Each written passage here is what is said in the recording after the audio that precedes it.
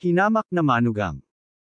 Kabanata 29. Umisi si Mark Lewis. Gusto niyang mawala ang asong iyon ng mahabang panahon, ngunit hindi siya nagkaroon ng pagkakataon. Hindi niya inaasahan na matutupad ang kanyang hiling. Pinigil ni Lola Lewis ang kanyang galit kahit wala si Jane Lewis, magagawa ito ng pamilya natin. Ikaw Megan, pumunta ka sa One How Company at hanapin mo si Young Master Dixon. Maganda ka, mas maganda pa sa kanya, dumura siya. Kung ang iyong pinsan ay kayang makipag-ugnayan kay Young Master Dixon, kung gayon ay hindi ka magkakaroon ng problema sa pagkuha ng kanyang atensyon. Pero Lola, kaka-engage ko lang, paano kung malaman ito ni Yifeng? Ate, bobo ka ba? Tanong ni Mark Lewis. Kung kasama mo si Young Master Dixon, bakit mo aalalahanan si Wang Yifeng? Siyempre. Pag-unawa, nagmamadali siyang tumango. Lola, alis na po ako. Sa pananaw ni Megan Lewis, walang halaga si Wang Yifeng kumpara kay Young Master Dixon. Kung siya ang pinili ng lalaki, bakit siya mag-aalala sa iniisip nito? Noon lang, nagkaroon siya ng ideya.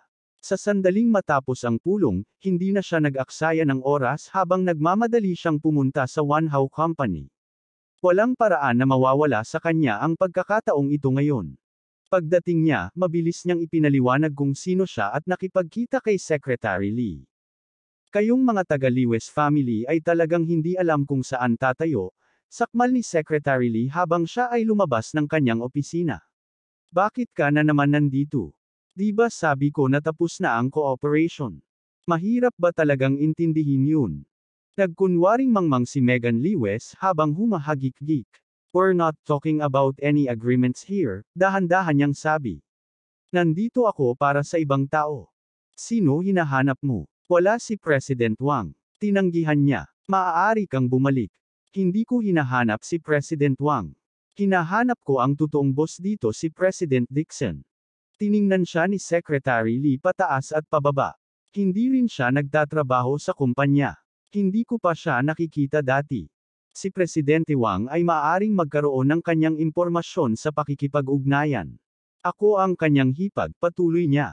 Kung patuloy mo akong haharangin ng ganito, baka kailangan mong tiisin ang kahihinatnan. Nanlamig siya. Hipag. Hindi niya ito mapigilan, mabilis niyang dinala ang dalaga sa opisina ni Pangulong Wang. Habang naglalakad sila papasok, bumulong siya ng ilang salita sa tenga ng amo. Alam ni Wang Lizu na inaway ni Alex Dixon ang ibang lalaki. Gayunpaman, wala siyang alam tungkol kay Megan Lewis. Dahil dito, hindi siya naglakas loob na talikuran siya. Kaagad, personal niyang binuhusan siya ng tsaa. Pasensya na po, Miss Lewis, mahinang sabi niya sabay wagayway ng kamay. Hindi ko alam na naghihintay ka. Please have some tea. Gulat na tinitigan siya ni Megan Lewis. Kumalabog ang kanyang puso sa kanyang dibdib. Noong huling dumating si Lola Lewis, pinalayas nila sila. Ngayon, personal niyang binuhusan siya ng tsaa na para bang hindi nangyari ang mga nakaraang pangyayari. Ito ay ganap na dahil sa katotohanang dala niya ang titulong hipag ni Young Master Dixon. Ang isipin pa lang nito ay nahihilo na siya. I won't need the tea, seryosong sabi niya. Nagmamadali lang akong hanapin ang bayaw ko na si Young Master Dixon. Please help me contact him. Wala kang contact details ng bayaw mo. Di ba dapat tinatanong mo yan sa ate mo? Lumayas ang kapatid ko sa bahay, at naka-off ang kanyang telepono, mabilis na tugon ni Megan Lewis. Siya lang ang makakahanap sa kanya. Nasira ang phone ko kaya pumunta lang ako sa kanya para dito.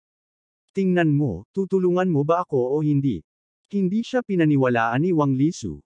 Gayunpaman, alam niyang dapat may romansa sa likod nito. Marahil ay binubuli si Megan Lewis.at kung tinulungan siya nito. Kung may pagkakataon na mapapalitan ng babaeng ito si Jane Lewis, maaari niyang pakanabangan ang kanyang sarili. Isang maliit na ngiti ang sumilay sa kanyang mga labi. Bigyan mo ako ng segundo.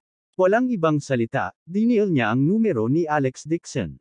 Sa kabilang panig ng lungsod, si Alex Dixon ay bumibili ng mga sibuyas sa isang supermarket nang tumunog ang kanyang telepono. Young Master, ang boses niya. Ilang beses nang pumunta sa building ko ang mga taga-Lewis family.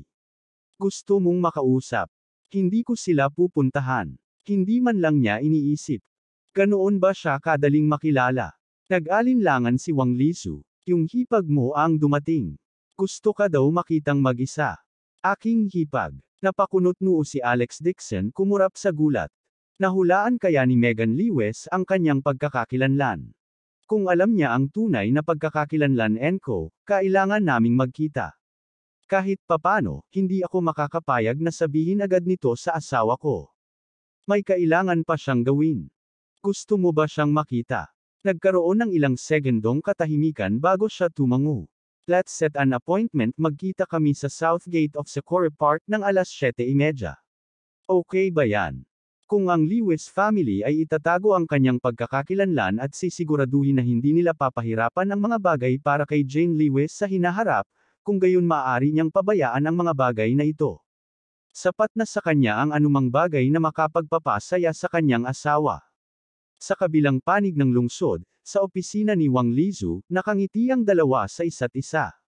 Pumayag si Young Master Dixon na makipagkita sa iyo, sabi niya, sinabi sa kanya ang impormasyon. Sinalubong siya ni Megan Lewis. Kinuha niya ang bag niya at tumakbo palabas. Ito ang tamang oras para magpalit ng damit at maglagay ng make-up. Ito ay magiging kawili-wili. Mabilis na nagpalit ng damit si Megan Lewis at tinawag ang kanyang make-up artist. Dahil si Young Master Dixon ay head over heels para kay Jane Lewis, dapat siyang magbihis tulad niya. Ito ay tiyak na madaragdagan ang kanyang mga pagkakataon. Bukod dito, nag-ayos sila ng isang pagpupulong sa 7:30 p.m. Malamang na mag-chat muna sila, ngunit isang bagay ang tiyak na haantong sa isa pa, at mananatili sila sa isang hotel sa pagtatapos ng gabi. Katulad din siya ng ibang lalaki. Isang maliit na ngiti ang sumilay sa kanyang mga labi. Ang lahat ay inilagay sa paglalakad. Noong 7:30 p.m., sumakay si Alex Dixon sa electric scooter patungo sa napagkasunduan na lokasyon. Isinaayos na niyang makipagkita sa mga oras na ito dahil karaniwang hindi pa niya tapos panuurin ang lahat ng mga kaldero at mangkok noon. Kayang-kaya niyang maglakad-lakad sa parke. Isa pa, wala rin masyadong tao sa parke. Ang mga anino sa paligid niya ay naliliwanagan ng mga streetlights sa kanilang paligid. Pagkatapos, may nakita siyang figure mula sa malayo. Jane Lewis. Habang papalapit siya sa pagmamaneho ay nanlaki ang mga mata niya. Hindi ito si Jane Lewis, kundi si Megan Lewis. Sakto ang pananamit niya sa pinsan niya. Tumitig si Megan Lewis sa kalangitan sa gabi, napaaga ata siya. Kung tutuusin, hindi niya kayang hintayin siya. Iyon ay magiging kahihiyan lamang. Nang makarinig siya ng yabag mula sa kabilang bahagi ng parke.